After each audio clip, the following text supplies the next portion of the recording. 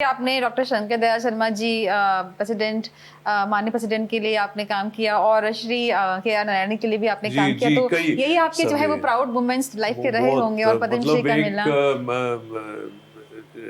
Doctor Sharma साहब तो मैं 34 साल का रहा हूँगा जब वो अपना स्कैन कराने आए। एक्चुअली अब सोचते हुए बड़ा मुझे भी विश्वास नहीं होता। जी हमने एमआरआई शुरू किया और उसके 2 साल बाद ऑल इंडिया इंस्टीट्यूट में आया। जी तो ये सोच के अब लगता है कि ये कैसे पॉसिबल था। जी तो ये पॉसिबल हुआ क्योंकि मैं अमेरिका से पढ़ के आया तो यहाँ नौकरी नहीं मिली। जी जी जहाँ इंडिया का पहला एमआरआई लग गया था एक डीआरडीओ लैब में यहाँ दिल्ली में, जी इनमास, जी उसमें मैं नौकरी करना चाहता था। वहाँ वो वेकेंट पोजीशन साइंटिस्ट सी की, जी उसकी एडवर्टाइजमेंट निकले, उसकी इंटरव्यू हो, उसी में 2 साल लग गए।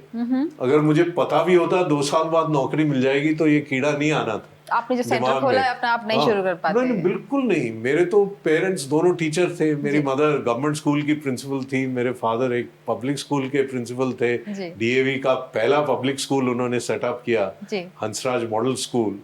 तो कहीं मतलब एक्सरे अल्ट्रासाउंड लगाएंगे ये भी दिमाग में नहीं था। जी एक आपकी लाइफ का एक फार्मूला है एबीसी फार्मूला, थोड़ा सा उसके बारे में बताइए। देखिए, एबीसी लाइफ का फॉर्मूला है, मेडिकल प्रैक्टिस का फॉर्मूला है, मैं कहूँ जीवन का ही फॉर्मूला है। जी देखिए, ए है अवेलेबिलिटी, जी कि आपको जब किसी की जरूरत किसी को पड़ी आपकी तो आप मौजूद हुए, आप जी अवेलेबल थे।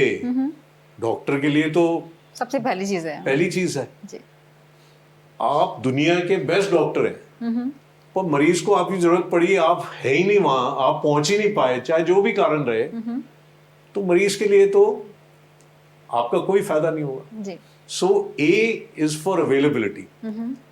बी, और ये मेरा नहीं लिखा हुआ, मेरा नहीं इजाद किया हुआ, ये भी मेरे को जब मैं प्रैक्टिस में आया जी 1992 में तो किसी ने बताया कि ये होता है भैया फॉर्मूला। जी बी इज फॉर बिहेवियर। जी आपने कैसे इंटरेक्ट किया। कभी कभी जैसे आप डॉक्टर के पास जाओ तो लगता है कि आप बात करके आपकी आधी बीमारी खत्म हो गई। बिल्कुल बिहेवियर वो चीज है। बिल्कुल। सो जी वो एक इथोस, जी आपने बात की, उनकी बात समझी, आपने कुछ समझाया, जी गंभीर बीमारी है, फिर भी आपने न्यूज ऐसे पॉजिटिव। पॉजिटिवली समझाई कि वो हताश नहीं हुए। जी so B is behaviour and C Is is competence. Competence. And जिन्होंने मेरे को ये कहा था उन्होंने कहा भैया it is also in this order.